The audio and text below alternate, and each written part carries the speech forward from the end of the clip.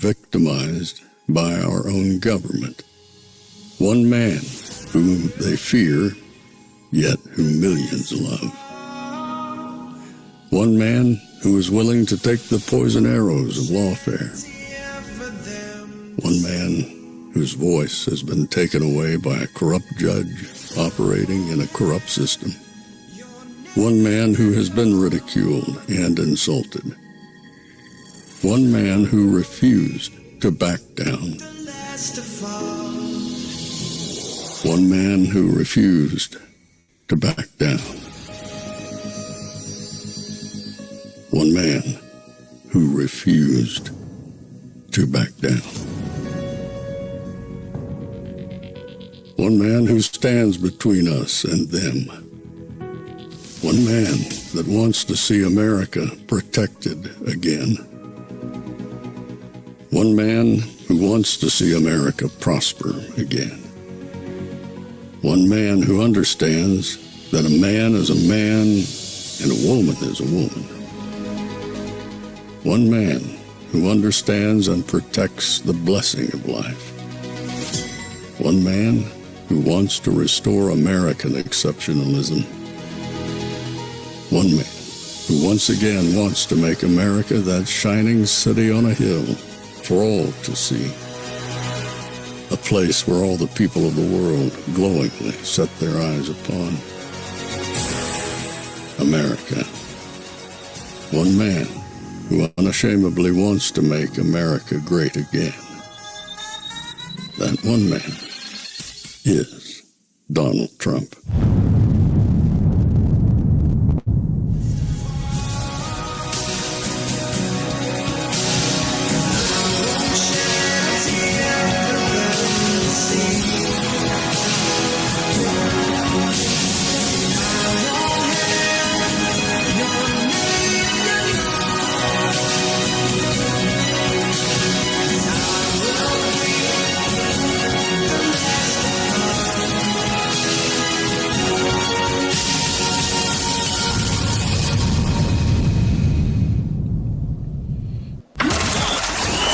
Is Fanfare with Barry Cunningham. Welcome everybody to the Wednesday evening show. Thank you for showing up. You know what's funny? I worked around entertainers all my life, and I used to see them doing stuff before they'd get on stage and play. And I'm like, why don't you just go out there and play the song that you played 1,000 times? And every single time, they'd have some routine that they would have to get ready.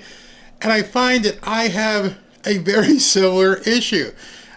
Believe it or not, every time I hit button, I'm so busy making sure everything is working.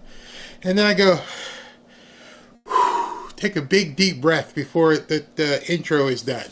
Just got to do it. And so before I begin, I do have some housekeeping I have to do. I got a wonderful card today. I won't name her real name, but it looks like it's Velcro Butt. Velcro Butt sent Robin and I an amazing little gift. This is, thank you for your honesty, your kindness, and your integrity. 2025, the year the people's saved. And I can't really read the other part because I'm half blind. But thank you very much. And look at what she sent us. This is phenomenal. She went to my real estate website. And she created, or she got this thing. It's just so cool. It's a picture of Robin and I on this glass block thing. And it says on it, if I can read it, oh God, I can't read it. I don't have my glasses. I should have had Robin tell me what it says. It's Barry and Robin, and I can't see the rest of it because it's very small. I'm probably going to have Robin come in here and read it to me, my blind behind. I can't read the etching. Look out. Barry and Robin, thank you, 2025. That's what it says. I just thought, Velcro Bud, whoever you are, or whatever you're, thank you very much. Thank you for that. And that is going to go up on the shelves behind us. Thank you. Thank you. Thank you. And, you know, I understand at the end of last show, I may have, I don't know, ticked a few people off. I might have been a little bit too strong with some of the stuff I was talking about in terms of wealth building and prosperity. and I, got a little bit emotional myself because it means a lot to me. It means so much to me to build things and to prosper. I just love to share it. And if for some reason, if any reason, me talking about that got you upset, let me tell you. I don't care. I don't care. I don't care. I don't care. You thought I was going to apologize, didn't you? Nope. I be me. You do you. That's how this thing works. If you don't like me being me, then you're probably in the wrong place. I'm not going to apologize for wanting to go for everything. Go for the gusto. All right. Now, that being said, let's get on with the show. All the pleasantries. All right, let's go here. So there were a couple things that President Trump, before I get to the video reaction part of the show, let me just tell you some things that occurred. President Trump posted this. In the midst of everything today, he took time out of his day, his very busy day, to post this and say, from the National Border Patrol Council in May of 2024, the Biden administration released 62,000 illegal aliens into, those people into the United States. 1 year later, and only 5 months under the extraordinary leadership of President Trump, there were zero released into the interior of the United States. Thank you, President Trump, for the strong support and for always putting America first. That must have just irked a bunch of Democrats. Must have just made them all feel like cringy. But they weren't done. If that was a trolling, which, somewhat it was, if you thought that was trolling, you ain't seen nothing yet. Okay, so I want to show you this. This is J.D. Vance is the apprentice. Just to let you know, J.D. Vance is the apprentice under President Trump, and he's learning from the best. He posted this. Just set up my page on Blue Sky. Hope to see you guys there. Hello, what's it say? Hello, Blue Sky. I've been told this app has become the place to go for common sense political discussion and analysis. I guess that kind of cut off, so let me go ahead and bring that in so you guys can all see it. Okay. I've been told that this app has become the place to go for common sense political discussion and analysis. So I'm thrilled to be here and engage with all of you fellow kids. And what's he do? He goes ahead and starts posting stuff about the Supreme Court thing that happened today with the you-know-whats. The ones that want to be this, but they're not, and they want to play in those people's sports, but they can't. Yeah, he posted information about that. And then he said, to that end, I found Justice Thomas's concurrence on medical care for transformer youth quite illuminating. He argues that many of our so-called experts have used bad arguments and substandard science to push experimental therapies on our youth. Let me see if I can reduce this because the bottom is also good. Hold on. I'm trying to get both of them up here. Wait 1 second. Let me try this. I lost it. But anyway, okay, you can see kind of on his side there. But in any event, in the second one, it says, I might add that many of those scientists are receiving substantial resources from Big Pharma to push these medicines on kids. What do you think? And literally, I mean, when I say literally, almost immediately, they came swapping in and they booted him. Go away. We don't want the Vice President of the United States in our little playground of Blue Sky. Vice President J.D. Vance was permanently suspended from Blue Sky less than 20 minutes after making an account. I'm sure it will replace X in no time. Ooh, epic. Destroyed them. Went in there, went into the belly of the beast and talked about today's Supreme Court ruling, which said that Tennessee can indeed ban certain parts of the transformer agenda, and they lost their minds in 20 minutes. They shut them down, kicked them out. So much for tolerance. So much for maybe we can work things out. No, this country is going in its divide very, very quickly. And there's nothing than anybody can do to stop it. They hate us. I don't hate anybody, but I don't want to do anything with them. Now, that being said,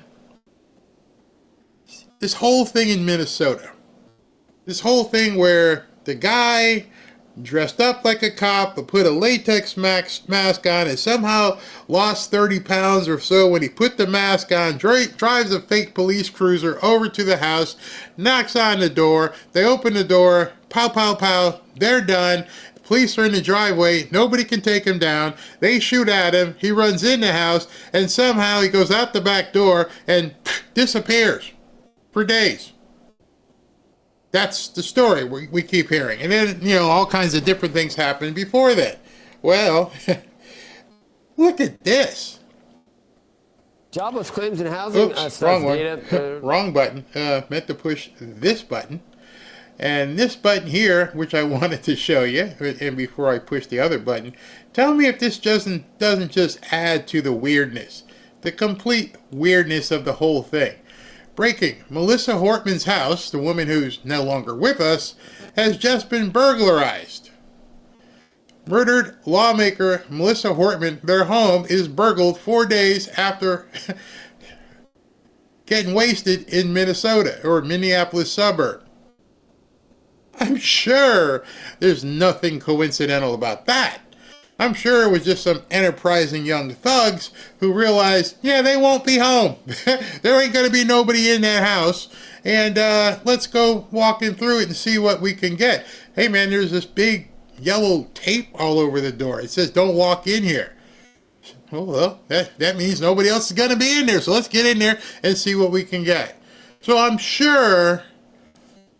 positive, the police in Minnesota or Minneapolis or wherever are just going to blow this off as if it's just, some local hoodlums just happened to go into a house that they knew was vacant because the people don't live there, actually don't live anywhere anymore. Yeah, that's what we're going to tell everybody. It was just happenstance, a circumstance. I mean, what do you call that thing? Coincidency. Yeah, that's all it was. You buying this? Are you buying anything about that? You know what makes it most suspect? Is nobody's talking about it. It's like it never happened. Sort of like the No Kings rallies. Nobody's talking about it. It's like it never happened. If there's no kings in the forest, does anybody know if the no kings are even happening? Nothing. Gone. Why is that? It didn't work? Nothing changed? You found out that we didn't have a king? You knew that going in, so you just basically, underscored your own belief. There's no kings. You're right. And you did all that and spent all that money to prove something everybody else already knew. And then these people get wasted, and now their house gets broken into just all of a sudden. Just want you to think about something. Supposedly this guy knew, worked for, was appointed by Tim Walz, right? Yeah. So the guy who shows up at their house in the latex mask goes ahead and goes, pow-pow, pow-pow, right? Yeah. Now somebody goes back to the house that the police let the guy go into the house. Remember, they didn't accost him on the front porch. He ran through the house and escaped out the back. Okay, I'm buying the story. What was his intention? Was there something inside that house he was looking for? Because now somebody's gone back and they're actually looking for something. Unless it was just a couple hood rats on patrol who just some, I don't know, maybe newcomers who figured out, hey, there won't be anybody home forever. And said it was easy pickings. Could be. Could be. Ain't buying it. This, other than Israel and Iran, may be the biggest story nobody will talk about tonight. It may be the story of the, I don't know if you took away the war or Ukraine, this might be up there in the top 5. And it causes somebody, or should cause people, to start doing some investigative journalism, to do some work. This story popped up at 4:30 today. The Democrat National Committee may now need to borrow money to pay its bills because it's broke. The Democrats, all of a sudden, don't have any money. Is that why Randy Weingarten flew the coop? Is that why some of them are like, we're done? There's no money? What do you mean there's no money? Didn't Kamala raise like $1 gazillion? Did she take it? What do you mean the Democrats have no money? Who's funding these rallies and protests and everything else? But they're not giving it to you? You've got no money? How is that even possible? When you read that, that's kind of head-snapping. Democrat National Committee is going to have to borrow money because it's broke. And the source is the New York Times. Here we go with another coincidinky. It just happens to happen. I don't know about these things. They just follow each other. But Elon Musk and Donald Trump work with USAID, with Doge, and they find all this, money from Wally, Nigeria, and was flying all over the place. And they shut a lot of it down.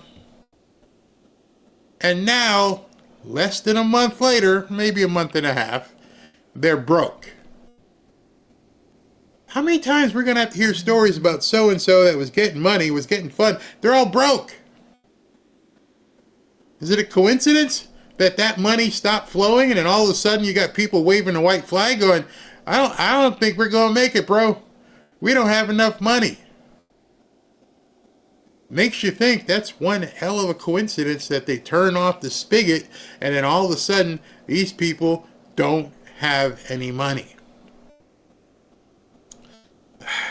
Absolutely nuts. It's absolutely insane. And on top of that, you've got Kathy Hochul up in New York, and she's saying they're going to spend $50 million covering the legal fees for newcomers. I'll get to that in a bit. But this is starting to get really, really crazy. And I hope somebody with some investigative tools starts looking into this. Well, one of those people that decided to look into it, and you got to wonder why they're doing the story, is the New York Times. The New York Times dropped this story, and here it is. The DNC is in chaos and desperate for cash. Under its new leader, Ken Martin, they just fired, David Hogg, the Democrat National Committee has been plagued by infighting and a drop in donations, raising alarms from Democrats as they try to win back power. Can't do it with no money. Furthermore, as Democrats are locked out of power in Washington, the party's new chairman has confronted internal battles in the early months of his tenure. And this is by, two authors, Shane Goldmacher and Reed Epstein.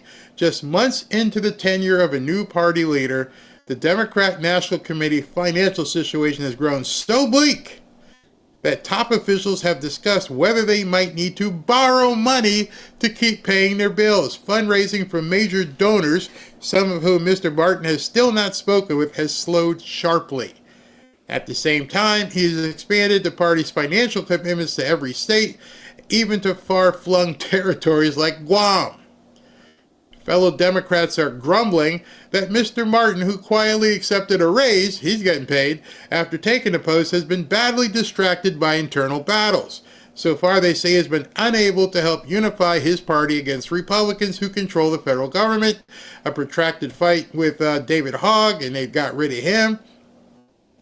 And it goes on, which I am not going to read all this. Like, what's worse than a high school student council drama, it says here. And it's a very well-researched article. Party low on money. The party had about $18 million on hand entering May, compared with $67 million for the Republican National Committee. The biggest challenge may now be financial. 6 people briefed on the fundraising spoke on the condition of anonymity to discuss its finances. Frankly said, big donors who are a central part of the party's funding had been very slow to give to the party thus far. And, you know, it goes on and talks about how they're broke. How in the hell are they broke? What about, you know, all them crazy celebrities, Mark Ruffalo, you know, all the nut jobs, Katy Perry, Beyonce, you gonna give back some of that money?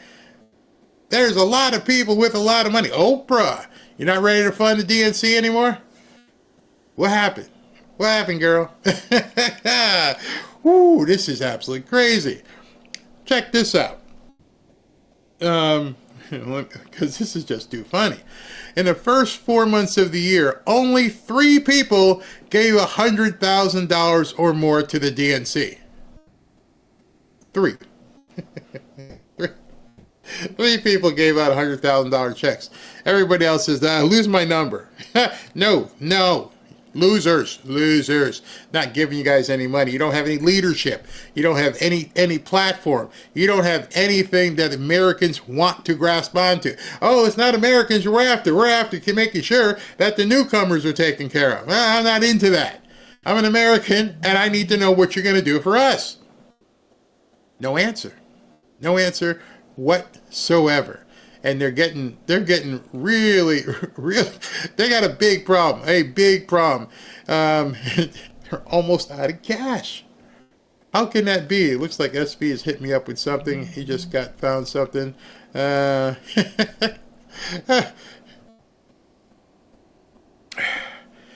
Pro-Iranian protesters have taken over the streets of New York demanding hands off Iran.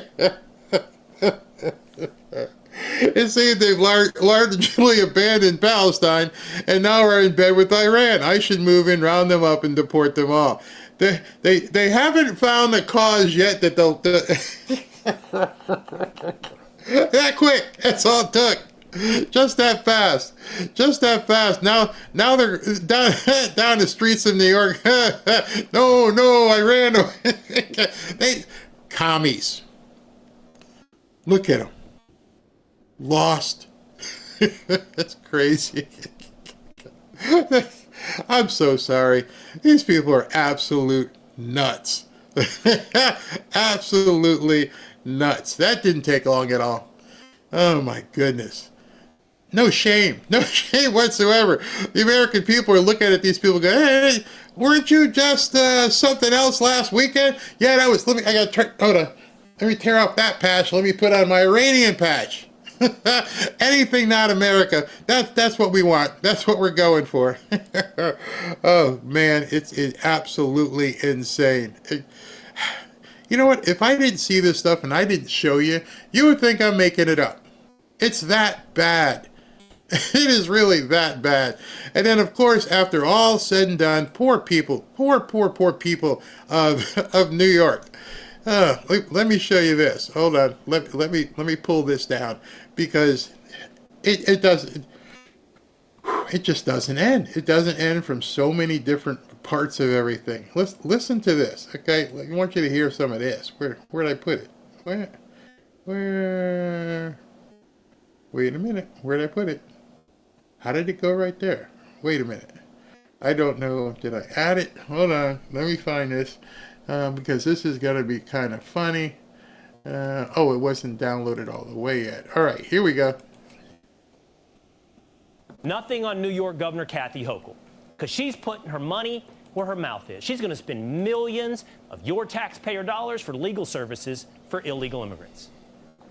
We're also concerned about those that are walking out of this courthouse, taken away from their families. They don't have the attention. They don't have the lawyers. And that's why the state of New York is providing $50 million to cover legal services for people who are finding themselves in this situation. $50 million of New Yorkers' money is now being diverted to take care of the legal fees of the newcomers. That makes sense to you? It doesn't make any sense to me. These people are absolutely bat poop crazy, and it's not getting any better.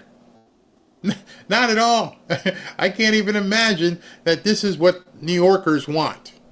But that's where it is. All right, so now we get to the meat of the show. Like I told you, I'm going to make sure I cover some financial stuff in every part of the show. So if you don't want to hear it, go ahead and stick the fingers in the ear, because we're going to talk some financial numbers that came out today. You ready? Let's go.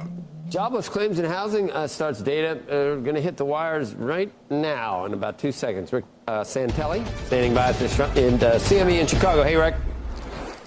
Hi, good morning, Joe. Yes, housing starts for the month of May expected 1,350,000 seasonally adjusted. Annualized units comes in light, extremely light, 1,256,000. That is definitely well below what we were expecting, and that would be the lightest going back, well, quite a ways. We're going back to, wow, 1256.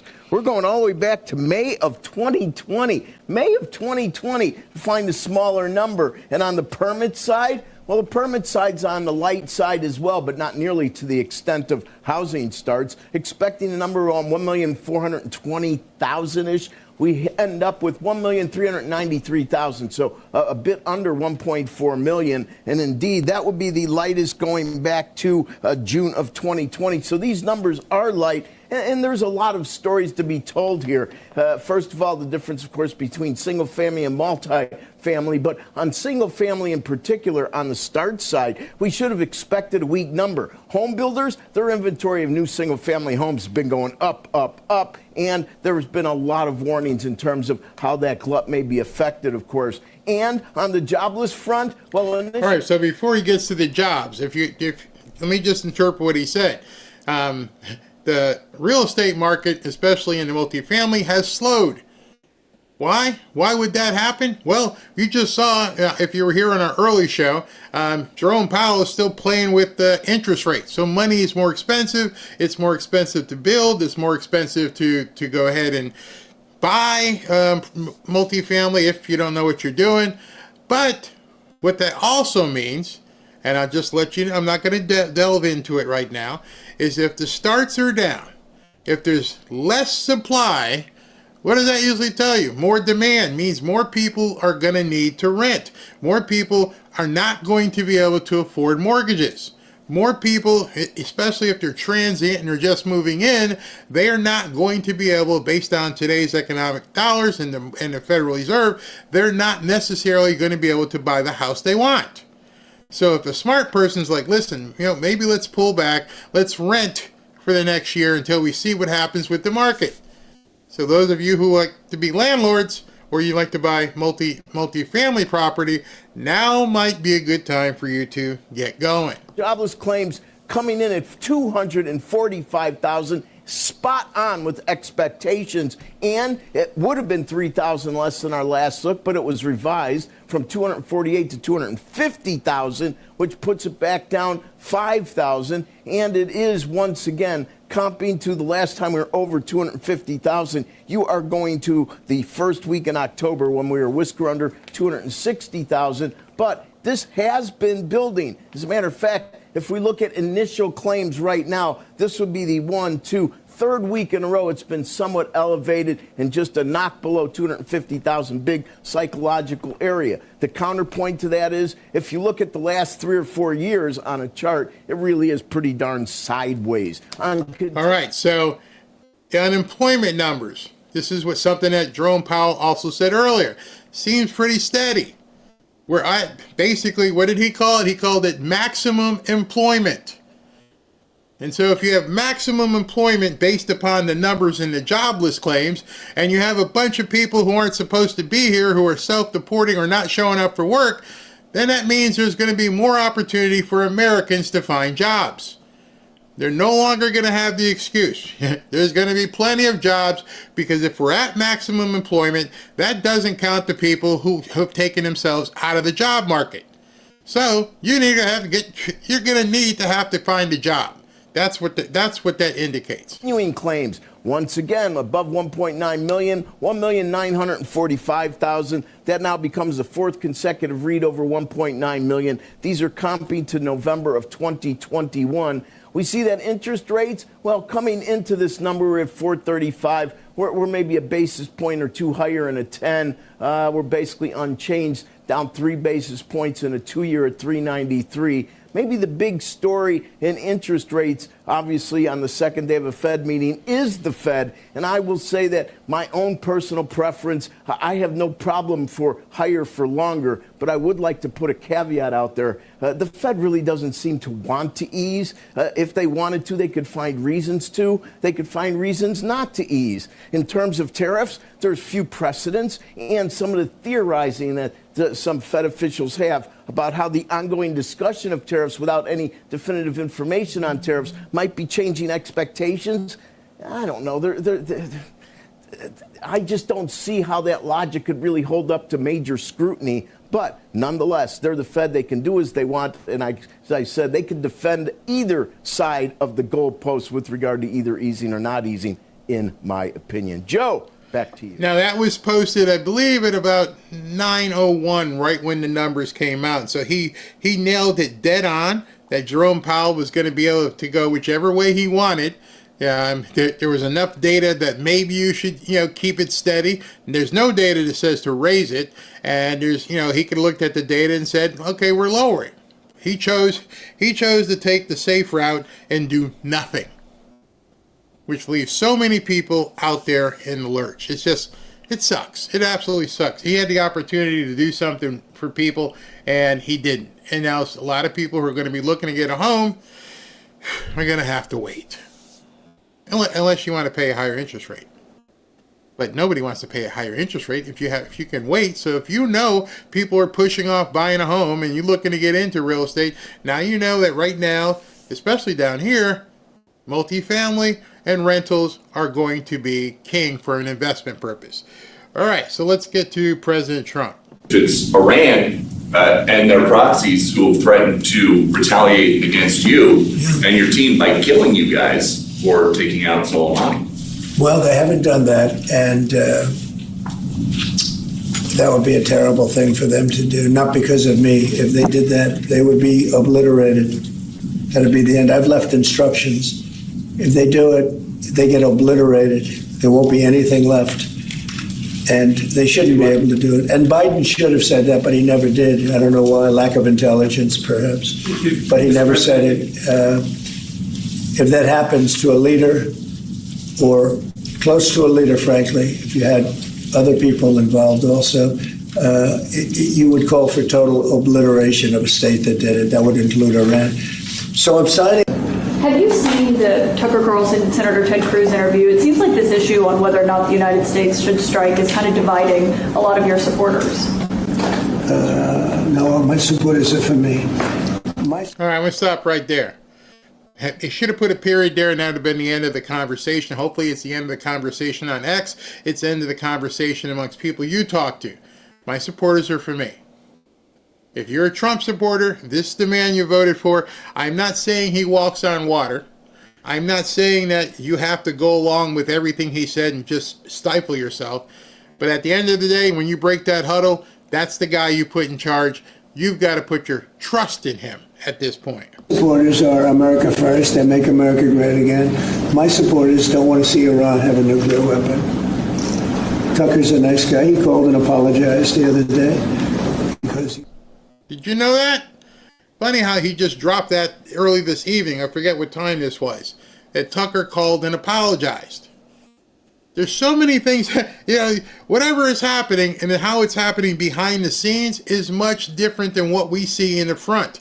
The media, nor do we, have any idea what President Trump is doing and who he's talking to. That nugget just came out. Yeah, he called and apologized. I haven't seen any rebuttal from Tucker, but he called Trump and apologized. Why didn't he say that last night when he was talking to Ted Cruz? What do you think now after seeing all this crap flying around, now that you find out, yeah, Tucker called and apologized? Yeah, interesting, right? Very interesting. Thought he said things that were a little bit too strong, and I appreciated that. And Ted Cruz is a nice guy. I mean, he's been with me for a long time. I'd say once the race was over, he's been with me ever since, right?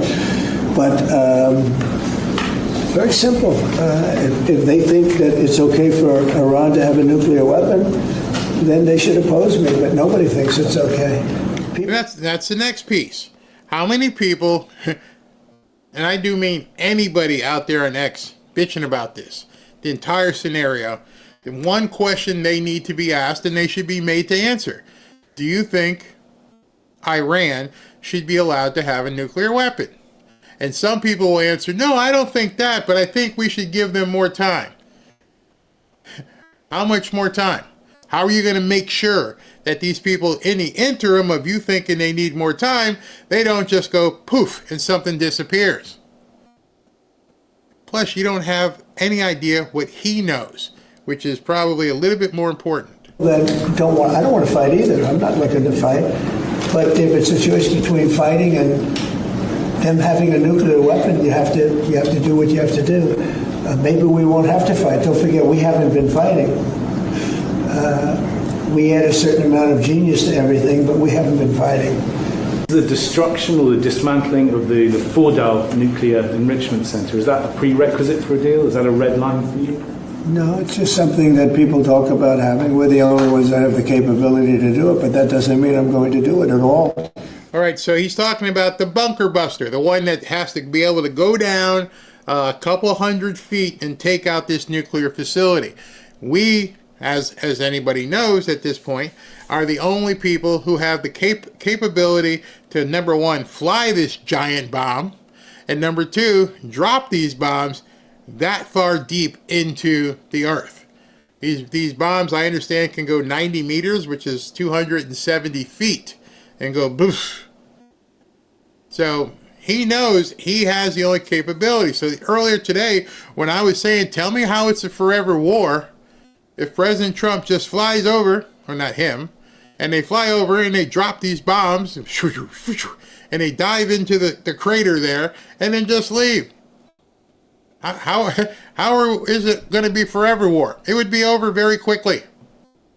Yep, very quickly. Yeah, we have the best military equipment in the world. You see that with this fight. We have planes that are undetectable, flying around like, nobody's able to see them stealth. You guys want to be stealthy tonight. You can be stealth, you'll never lose, right? But these are incredible planes and weapons. We have the best weapons in the world, by far. Nobody close. And certain countries take advantage of that. Israel has incredible weaponry. So we'll see what happens. I've been asked about it by everybody, but I haven't made a decision. When you say six... All right, so right now he's playing a huge game of poker. You see it, I see it, and he's letting people in the news say, oh, I haven't made a decision. Yeah, you've made your decision. I would almost bet that decision has been made. He's waiting, but I'm pretty sure the decision has been made. Listen to Marco here as he describes the level of capacity that Iran probably has. That's misleading when people hear that number because they think 60% enrichment and 90% is what you need for a weapon. Actually, 90% of the work it takes to get to weapons-grade enrichment is getting to 60. Once you're at 60, you're 90% of the way there. You are, in essence, a threshold nuclear weapons state, which is what Iran basically has become. They are at the threshold of a nuclear weapon. If they decided to do so, they could do so very quickly. If they stockpile enough of that 60% enriched, they could very quickly turn it into 90 and weaponize it. That's the danger we face right now. That's the urgency here. That's why Israel feels urgency about it, and that's why we feel urgency about it, but not just us.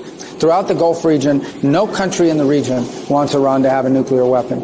And you also talk about not just the weapon, they have long-range missiles that they can deliver those weapons to. This is a very grave risk. And they are enriching at that level, and they're openly doing it, by the way.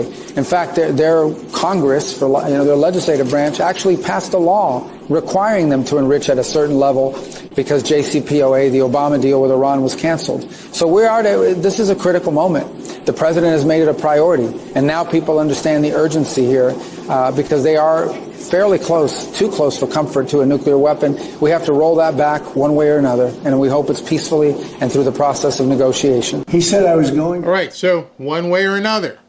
One way or another tells me they've already made their decision. One way or the other. So you're either going to do this or we're going to do that. Either way, you can't have this toy. We are taking this toy away from you. If we have to take it away forcefully, it's going to get ugly. But we're going to take it away. Listen to President Trump here. Back home to make a ceasefire. Not a ceasefire. We're long beyond ceasefire. And I said, why do you say that? Why would you say ceasefire? It's a bad term to use.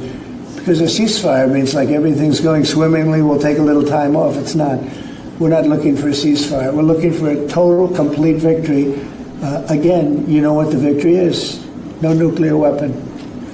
Mr. President. So I thought it was a very badly worded statement by him, and obviously I let him know that. So this is where we are on Wednesday evening at 8:15. Something is going to happen. We don't know when it's going to happen, but President Trump has been extremely firm. You will not have a nuclear weapon. Has the decision been made? Nobody knows, but I would venture a guess to say they already know what they're going to do. It's just a matter of when. I guess they're waiting for some intelligence or the weather or whatever. Evacuations. But something is going to happen. And keep your eyes open. Maybe even tonight. We'll see. Right now it's probably already daytime in Iran. So it probably wouldn't happen till tomorrow. They like to do these things at night. So the timing of it is probably suspect. We don't know when it's going to happen. But it's going to happen. And so the people, I cannot believe they're marching in New York at this point. What the hell are you people doing? Absolutely crazy. The CIA fooled Bush about Iraq. I hope the same isn't happening here with Trump. Okay, I could see that. Maximus is not the 90s, and Bush is not president. Trump is the one that called out Bush, remember? The only reason Tucker apologized, in my humble opinion, is because he received a fire hose of hate, and ultimately he knows it's going to affect his pockets. I understand that opinion.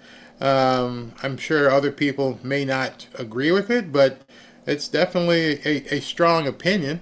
We have to pray for God to give President Trump the strength and wisdom to do what is necessary. That's what we have to do. That's exactly. Maybe Khomeini is going to meet his 29 Transformers if he hasn't already.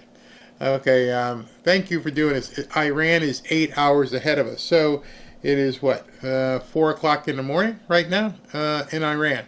So unless something has happened or is about to happen, it probably wouldn't be like right now. Somebody's like, play the winning button. We're going to win so much, you may even get tired of winning. And you'll say, please, please, it's too much winning. We can't take it anymore.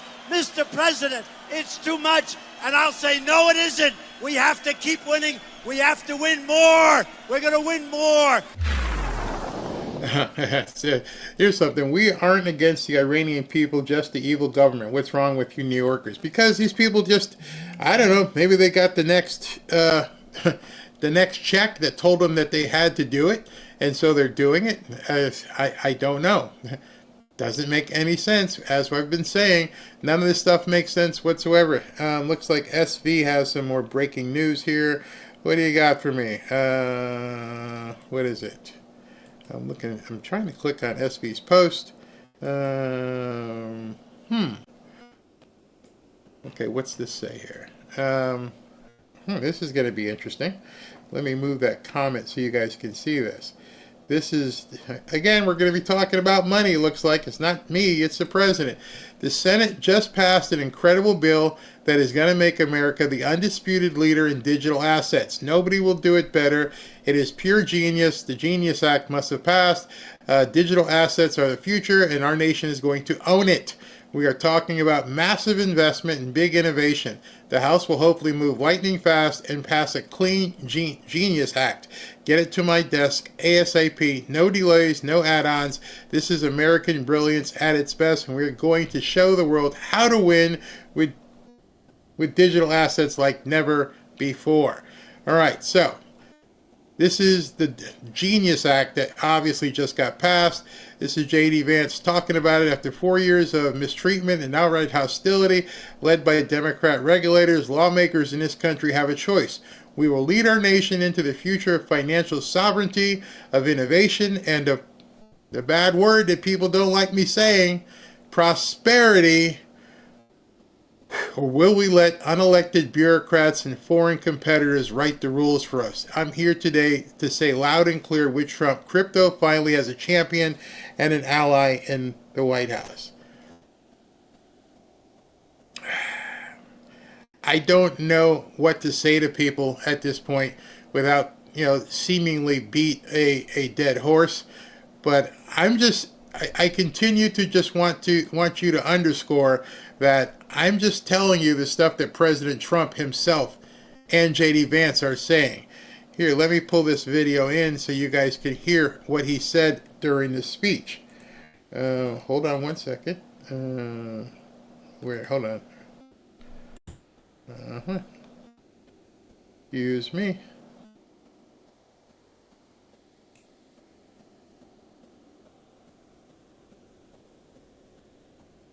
After 4 years of mistreatment and outright hostility led by Democrat regulators, lawmakers in this country have a choice. Will we lead our nation into a future of financial sovereignty, of innovation, and of prosperity, or will we let unelected bureaucrats and foreign competitors write the rules for us? And I'm here today to say loud and clear, with President Trump, crypto finally has a champion and an ally in the White House.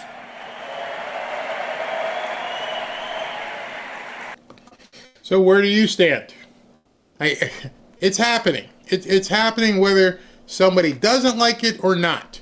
So at this point, I know guys like BLS Doom Crew, he's probably doing a happy dance right now. I haven't even checked to see if he's in the chat tonight, but if he's in the chat, he's going to be doing a happy dance. I don't see him in here tonight, but I'm buying some Bitcoin right now, $50 to start. I'm going to go budget for some silver too. Now you guys are talking. Yep, that's great. It is great news. Yep, yes. So the act, I guess it must have originated in the Senate. They passed it. Now it's going to go to the House for their vote on it. And we have the majority, so it should go very quick. Where's this? Barry, question. I do not understand crypto. And will it lead us to CBDC? No, it's just the opposite. If the Democrats were running things, yeah, you might have a little bit of a worry. But if you don't understand crypto, there are so many resources out there. You don't have to pay anybody. In fact, I had done an interview with somebody a couple months ago. It was a little bit early, and people weren't ready for it. What are you talking about? This crypto stuff? It's the end of the world. Yeah, that's the kind of stuff that's the kind of mail that we got. That's the kind of commentary that we got where people were saying, this is bad, it's not good. Bitcoin is not moving trillions, XRP is. Now, there you go. I don't even know what XRP is. I'm going to have to do some due diligence and read up on XRP. Oh, man, this is pretty good. You want XRP. All right, Corbin. See, you need to talk to some of these people in the chat. They know more than we do. In any event, it's not just Bitcoin, it's crypto. The Genius Act is going to allow crypto to become very, very important. SB says, crypto meets AI. I'm sure there are many options. Discuss them.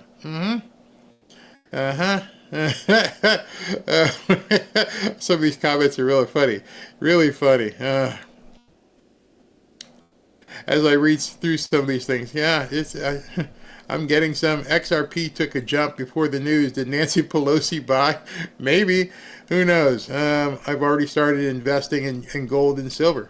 Absolutely.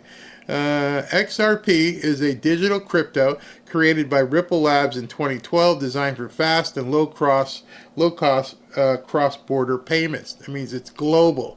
AI has already chosen Bitcoin for internode trade. Yeah.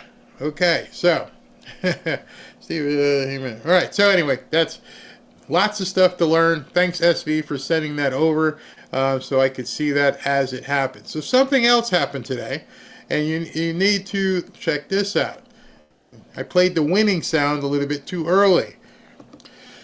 Breaking, another win for Trump with the D.C. Circuit Court of Appeals staying the lower court's restraining order about firing executives. So he can indeed fire the executives. They are getting their butt spanked all over the place with these restraining orders and injunctions. We're going to win so much, you may even get tired of winning. And you'll say, please, please, it's too much winning. We can't take it anymore. Mr. President, it's too much. And I'll say, no, it isn't. We have to keep winning. We have to win more. We're going to win more. So as they're going to these courts and getting these temporary restraining orders from these tiny judges who have limited jurisdiction, but yet they're making noise and the media just keeps jumping on it, once it begins working its way, it's a delay tactic, but they are indeed getting spanked down all over the place. All right, so let's continue with the show. The president's signature is itself the protection of democratic principle. When the president signs, he communicates his assent and endorsement of the action he takes. The Autopen is a device that signs the president's signature to a document. The Oversight Project, of which I am a board member, has discovered that the Biden White House deployed an Autopen to affix President Biden's signature to pardons, prison commutations, executive orders, and presidential proclamations. The Oversight Project's research has found that the Biden White House first deployed the Autopen to affix President Biden's signature to a proclamation on day 5 of his administration, and that there were at least 3 different Autopen signatures in use throughout President Biden's tenure in the White House.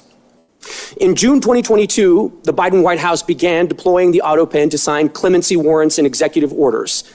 Autopen use skyrocketed from there. We found that of the 51 clemency warrants issued during the Biden presidency, over half, 32 in total, were signed with an Autopen. And these include some of the most controversial acts of clemency of the Biden presidency, including death row commutations and the preemptive pardons of members of the Biden family, Dr. Anthony Fauci, General Mark Milley, and more that were issued in the final days of the Biden presidency. All right, so this is the guy who Congress brought in today, who has done a lot of the journalistic and a lot of the research and digging to find out what went on with this Autopen stuff. And they're having a hearing today. And as they had this hearing today, the Democrats disappeared. They didn't want any parts of this. As far as they were concerned, this was like, kryptonite to them. They know this is a losing argument. They know what's at the end of this rainbow isn't gold. They know they're toast. This is going to be the biggest scandal that you never heard of because the media is not going to talk about it. President Trump's going to have to get behind it. And he's been talking about the Autopen, but now as more information is coming out, they are now starting to see there's so many pockets of corruption with the Democrats. Oh, they don't have any money, so how do you not have any money? Oh, the Autopen stuff, yeah, that's a problem as well.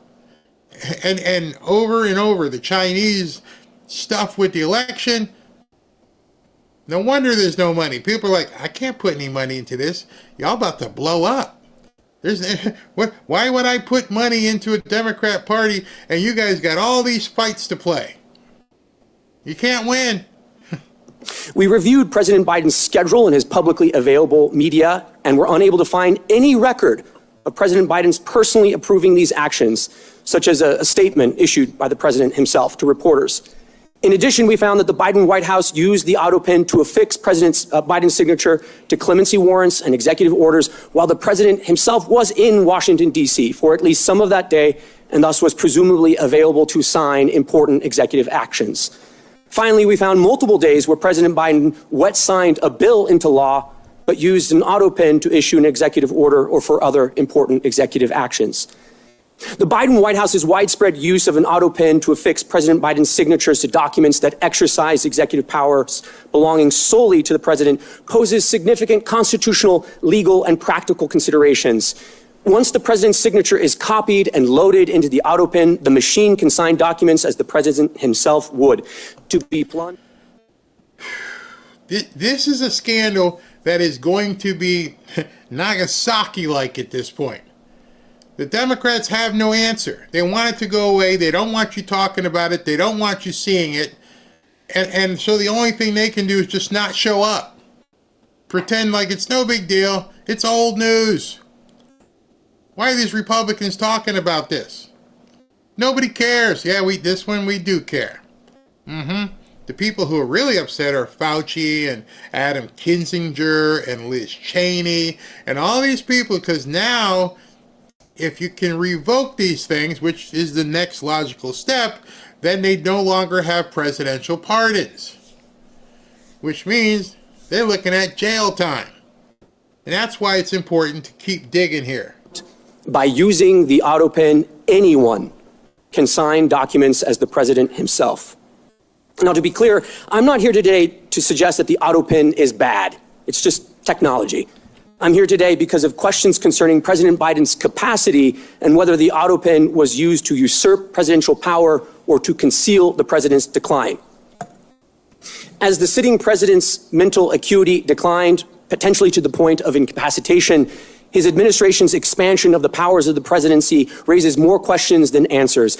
Any investigation into this matter should focus not only on whether President Biden directed or authorized subordinate staff to take action in certain instances, but whether he had the capacity to do so at all. The 25th Amendment lays out clear procedures for what to do when the president is incapacitated. It was carefully drafted and informed by our nation's history. The Biden administration ignored it all to aggrandize executive power and push the country further in their preferred ideological direction. It is our obligation at this point to get to the bottom of these issues and to ask the important question as to whether or not the Autopen and other devices were used to cover and obscure President Biden's mental decline, undermining our national security and also the Constitution. Not a single Democrat. All right, so now you're hearing specifically why they're upset. And again, one of the biggest reasons they're getting upset is they have no answer. No answer for it whatsoever. And basically, they had the Republicans had a home game today because the Democrats didn't even show up. They had no rebuttal whatsoever. Is here today because not a single one of them gives a damn about the fact that they lied to the American people for 4 years. They knew. Every one of them knew that Joe Biden was mentally not competent to do the job. The White House press secretary, she knew when she stood in front of the American people and lied over and over and over again. And they're not here because they can't defend themselves. It wasn't a surprise. For 4 years, the White House hid President Biden from Republican senators. Would not let him meet with us. He served 40 years in this body. We all know him. And they deliberately lied. And by the way, Jake Tapper had a bombshell book exposing the incredible scandal that Biden's mental decline was covered up by Jake Tapper. There's a Yiddish word, chutzpah. And that truly is chutzpah. How dare we lie and cover up what we all knew? Imagine that. So Jake Tapper makes whatever he made on his book talking about the fact that he knew that he covered something up. I see there's a troll in here talking about something about I didn't make money because I didn't sweat or anything. I remember President Trump talking like that. Hey, that makes me smart. Oh boy. And so Jake Tapper writes this book. I don't know how many copies he sold, but it's just kind of, like you said, chutzpah. You're writing a book, succeeding on it, making money because you didn't do your job. You didn't do anything journalistic. You just covered it up, and now that it's coming out, you guys are all scurrying. You're running. So that leads me to Senator Kennedy here, who says it best. You have all been staffers. You've worked in government. You've had a boss. In Mr. Spicer's case, his boss was the President of the United States.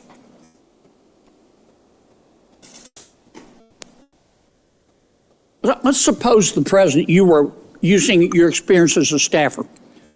You were working for the president, any president. Hypothetically a president. And let's suppose the president started talking like he was from outer space.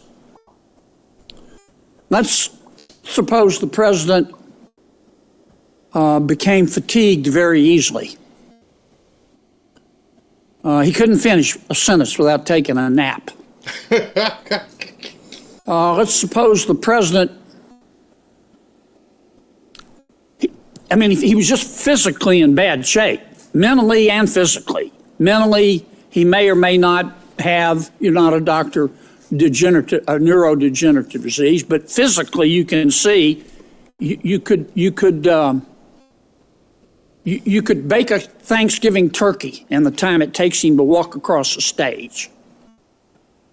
What is, do you think? Are you checking out the people behind him? The guy to the right, the I don't know if he's Spanish or Oriental or Asian, whatever.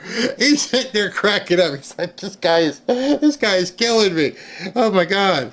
A member of his staff. What do you think is your moral obligation to say, wait a minute, the president can't do the job anymore? I know you're loyal folks. You believe in your president, this president, whichever president. I'm speaking hypothetically. You're loyal. You want to be a good staffer, but you also have a moral obligation. How do you reach that decision, Professor? And I'll go to each of you. Senator, I think the first thing you would have to do in a situation like that is exercise your own judgment. How serious is this problem? Because everybody has moments when they lose focus, it happens. But if somebody thinks this is a really serious problem, I think the first thing to do is the most difficult, which is to say to the president, because the 25th Amendment also provides that the president can say, I'm unable to exercise the powers and duties of my office. And suppose the president That would be extremely says, difficult, but I think it should be done. Look, trust me, I can. And it's clear to you that he has neurodegenerative disease and he can't. What do you do? The guy behind him is just like laughing because I guess we all have to laugh at this. It's sad. It pisses people off. But it's like, did y'all really just go along with this vegetable in chief and see him on stage and not know where he was and everything and expect that American people were just going to buy it no matter what the media was? You think all of us sat back and went, yeah, he's doing good? No, you pulled the wool over everybody's eyes. In essence, you stole the election twice. You fraudulently put him in, and then you fraudulently kept him in, and then tried to run him again. You took the American people for absolute fools. I don't know how we could ever trust anybody in the media and how you could ever trust another Democrat politician. You all lied. We saw you lie. When I see these polls and they say, oh, it's like really close, there's half the country. Well, it's not half the country. Let's just admit this right now. That half of the country that they're talking about is not American. They're socialists, they're Saul Alinsky people, they're Marxists, whatever. The only reason they're voting for Democrats is because they're hoping the Democrats can overthrow America. There is no reasonable person who stands for the stars and stripes on the left, at the Democrat Party, who can look at any of this and go, yeah, that was good. You can't do it. You cannot do it. Can't possibly do it. You can't look yourself in the mirror and say, I'm here for the American people. Are you paid off? They got pictures of you with midgets or something? I mean, what exactly is it that you people are lockstep? You're going to do whatever it takes to make sure a Democrat's in power, even though you know full well it's against the wishes of most Americans. So and when you look at it that way, you guys probably know some Democrats. I know some Democrats. They're not all stupid. They're not all blue-haired nuts. They are catering to crazy people and newcomers. You cannot have anything of a functioning frontal lobe and say, oh, this makes sense. Yeah, do me a favor. Can you raise all our taxes, please? Said nobody ever. Who does that? Who have you talked to at work, in your family, wherever, and have just asked them that one question? Are you okay for paying higher taxes? Of course not. Meet those people, because if they're saying it, they're probably not paying it anyway. remember the disparity of who's paying taxes. And so most of the people that they keep advocating for are people who aren't really paying income taxes. Even when they're talking about the newcomers, they're not paying income taxes. They're paying sales taxes because they're buying stuff in, wherever they live. But I show us that this guy or that person, who's working under the table is paying taxes. It ain't happening. Do you have a moral obligation as a staff member to go to the American people and say, we've got a problem here, it may cost me my career? Senator, I think at that point you have an obligation to talk to the vice president. Oh, not her. Who is in charge of the Section 4 process under the 25th Amendment. What about you, Mr. Wald? You have a moral obligation. I understand you want it to go away, you want to work it out with him, but you can't. When does a staffer have a moral obligation to stand up and say he can't be president anymore, she can't be? Well, Senator, the 25th Amendment only works if individual staffers or officers of the United States exercise that kind of moral judgment. That's what I'm asking you. Yeah, so, I mean, I think always, as the professor said, the presidency is an enormous burden, so it would be not one instance, it would have to be several instances of a failure to exercise judgment. Okay. How do you make that decision? You're the staffer, I get it. Yeah, well, I think it begins with prayer, of course, but after that, I think it's conversation with other staffers, and if you're unable to confront the president or to raise the issue with the vice president, you should resign. What about you, Mr. Spicer? Do you stand up and do it and tell the truth and run, or do you have a greater obligation to your boss? Well, luckily, I didn't have that problem. But I would say that you have a moral obligation as an American, as a citizen, as a human being. If the leader of the free world cannot conduct themselves to make the decisions that are critical to this country and to the world, Breaking news into the Fanfare news feed. All right, so had to break in there. We've got some breaking news, and hold on to your butts at this point. It's about to go down. It's about to go down big time. Let you hear this, or first I'll let you see it, and then we'll talk about it. But this is tonight at 8:30. Just posted. Jesse Waters, just in, Trump approves attack plans against Iran. The guerrilla is coming and the Ayatollah is rushing into a bunker to hide. The Iranians say they're not surrendering. They're planning a terror attack. Let's listen into what Jesse has to say here. God bless us at this point, because who knows what's about to happen. If this is truly... If he did get the word to drop this information, it's probably about to happen. Let's listen. Fox News alert, the Ayatollah's gone into hiding. He's believed to be holed up inside an underground bunker northeast of the capital. This is a different kind of Iranian hostage crisis. Khomeini can hide, but he can't run. For the past 24 hours, Israel's been attacking the area around his underground lair. But Khomeini, still talking tough, says Iran will not surrender to anyone. And is warning that if America joins the fight and strikes, it'll result in irreparable damage to the United States. Is he bluffing? We don't know. Iranian proxies, which have been severely degraded, are threatening to commit acts of terror against American troops and American ships in the region. And American businesses are now bracing for cyber attacks. Trump says, good luck with that. We won't be bullied.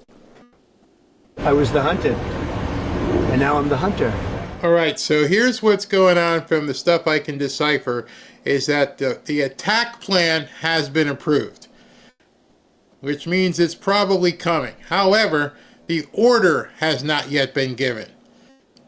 Not sure why you would release the information that the plan of attack has been approved without also giving the order simultaneously. But for whatever reason, they did not, as of yet, give the order.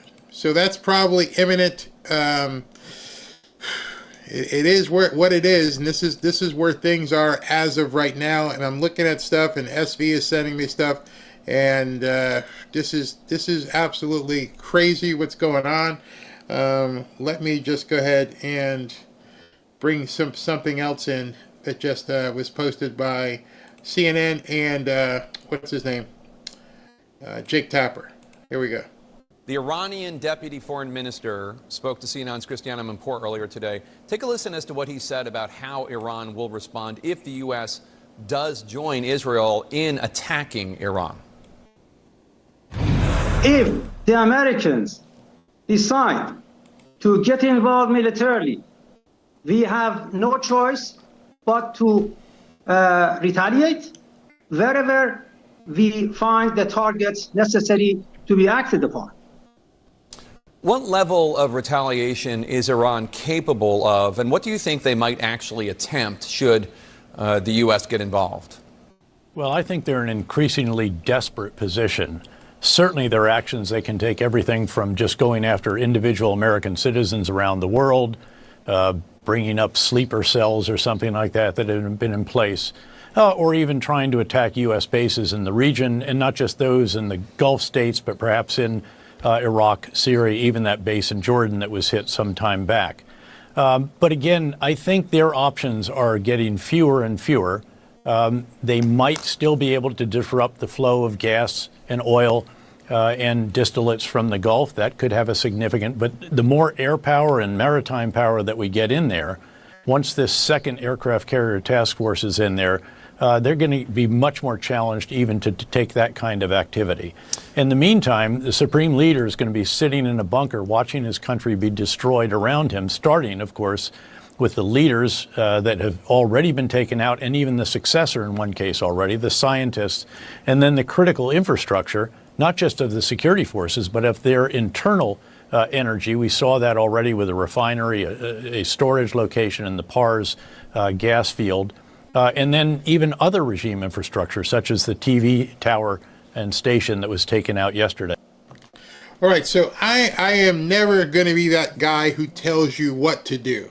I can only tell you what we're going to do. Now that I've heard this, I will be telling and talking to Robin saying, don't go anywhere where there's crowds.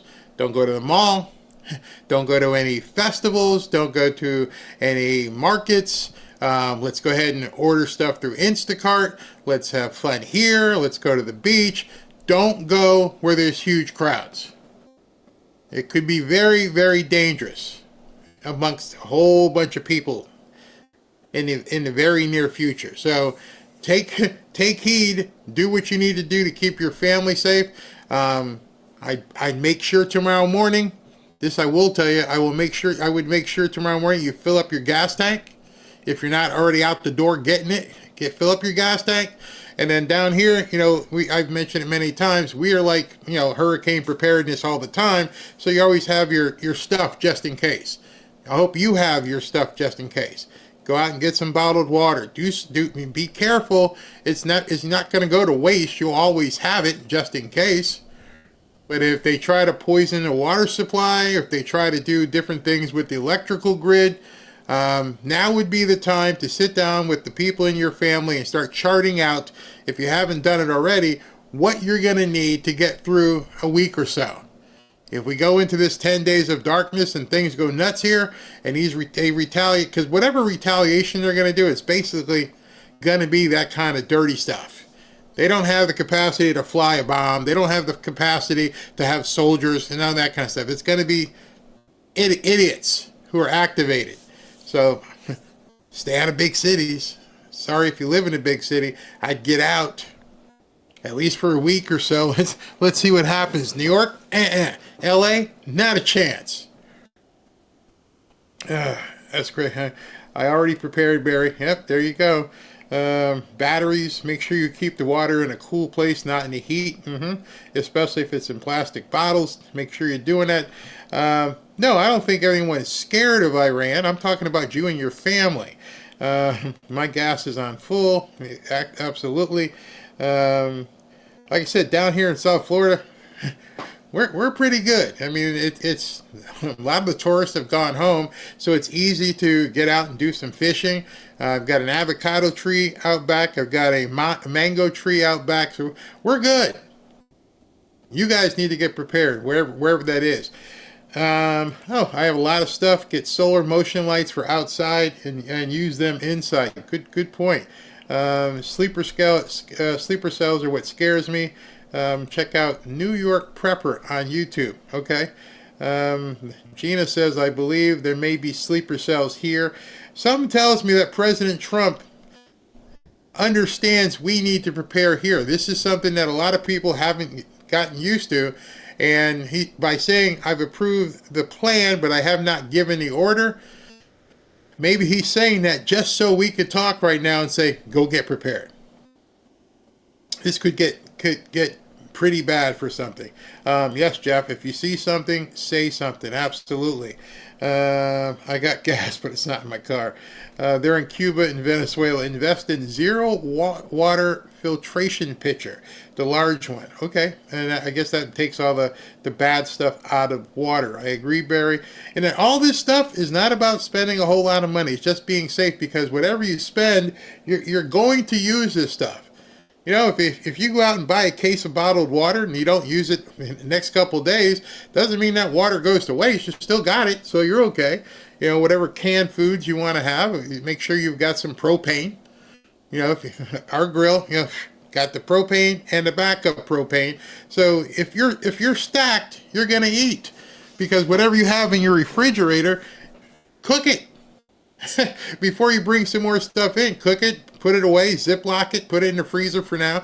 Get yourself a big Yeti cooler so you can store stuff. Just be smart. Be smart. Don't blow your money. By the way, get some cash in case the ATMs go down. Don't drink public water. Nope, only bottles. Yep. Yeah, Kathy's like us, already stocked up for hurricane season. Exactly. See, the people down here are like, we already know. I got a funny thing to show you about South Florida as well. Car J says, I wonder if it's already done. It's possible. It's definitely possible. All right, let me finish before we get ready to do the Rumble jump over, because I have Dr. Michael Schwartz coming on at 9:15. So I want to be done here so I can do the 9-minute intro and we can talk about some things.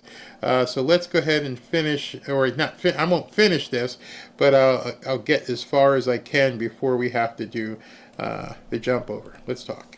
Absolutely have a moral obligation to follow the chain of command, and if they don't act, then you must. All right, so Secretary, that was, and I just took a couple excerpts because you can just see what was going on at the Autopen Biden decline hearing. Democrats didn't even show up, so it was an easy thing to watch because there wasn't anybody else there. So there was another hearing going on today in the midst of everything else that's going on. The Democrats decided they wanted to drag Pete Hegseth through the mud here for a while.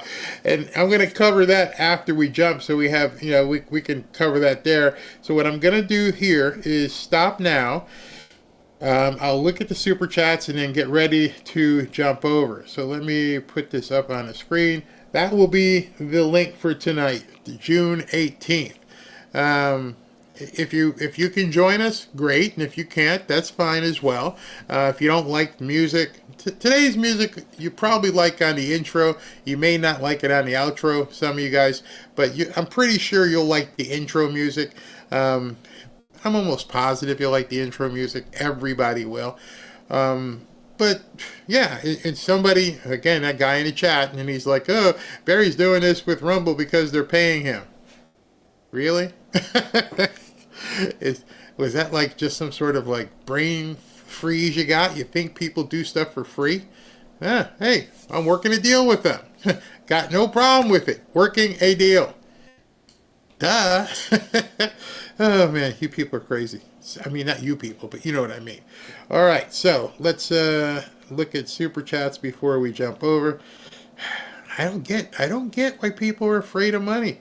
I really don't understand. It makes no sense to me whatsoever why people have a problem with money. It's a whole different, I don't know, whole different thing, I guess, in terms of trying to understand it. Maybe I just should stop trying to understand it. There's people have a hang up, that's their hang up. I don't care. I'm not playing the thing, but I don't care. All right, so let me get this straight so we can get over there. All right, so from Demon of Cybertron, can we just call them UFOs on YouTube? Yeah, that would work. Naomi McCormick, I am so sick of the Democrat mentality. I actually heard Pete Hegseth referred to as Attorney General of the military, and he's not supporting President Trump anymore. This was a friend of my daughter. They're nuts. Bishu, my mom, 87-year-old with dementia, got 5 letters last week asking for $2 from Obama, $2 from Pelosi, $1 from the congressman with ramen noodle hair. She's from down here. What's her name? Debbie Wasserman Schultz. Dave Rutan, that's funny. $50 million for lawyers, newcomers that ain't supposed to be there, but the DNC is broke. Yep, $50 million to pay the legal fees of these crazy nuts. Tommy Radcliffe, hey Tommy, hope you're doing much better. Announcing my candidacy for life. They have found my cure. What? Today is the first day of my new life. Minimum pain, and I can breathe again. Oh my God, that's great. Unbelievable. Let's see here. Maxie Granny. Barry, could you please supply a website for the Trump blanket? I am unable to scan the QR code. One of the mods, can you send him that link, please? And if you don't have it, get Max's information, and I'll get it to them. Melvin Blodgett, hey DNC, Trump once again is right. You go woke, you go broke. Very well, exactly. B.F. Thompson, thank you. Tommy again, you have all helped me while waiting for this cure. I'm so fortunate to have all the prayers and love. Thank you, Barry and Fanfare family. Gotta make it. Time to rock. Congratulations, Tommy. Congratulations. John Owens, where'd that go? Barry, I took the plunge today and I invested in Tesla. Don't look tomorrow. Just let it ride. Give it a good 30 days. Tell yourself, hey, listen, if I lose 10 or 15%, I'm okay. Then just don't look, and then look in 30 days. Because if it goes down tomorrow or something, and you're like, I gotta sell it, then when it goes back up, you'll hate yourself. BLS Doom Crew, you need to get Burchett and Kennedy on at the same time on your show, and you try to interview both. Oh no, I couldn't hang with the two of them. BLS Doom Crew again. What's he say here? Two big, beautiful bunkers should do the job there. Mama Mima, why do people not understand this is your job? I don't know. I can't tell you. Maybe they think I just do 7 hours or 6 hours of this stuff for nothing. It's weird, isn't it? I mean, seriously, it's absolutely weird for them to watch a show and then to say it's bad because you're actually getting paid to watch it. I mean, to do the show. Hey, there's commercials here. Yeah. Do you watch television? I often tell people that. Do you watch TV? BLS Doom Crew. Hey, Barry, buy yourself a sandwich and a drink. And the next BLS song bridge to cross, write it down. So he's talking about Zach Wilde's Black Label Society. He loves BLS. All right, so we're about to jump over. Wait a minute, where's one more? He got one more in here. He's like, hey, Barry, buy some XRP. I'm going to have to talk to you first because I will be the first to tell you I have no idea what XRP is. I completely lost. I am a XRP newbie. I will find out, though, that's for sure.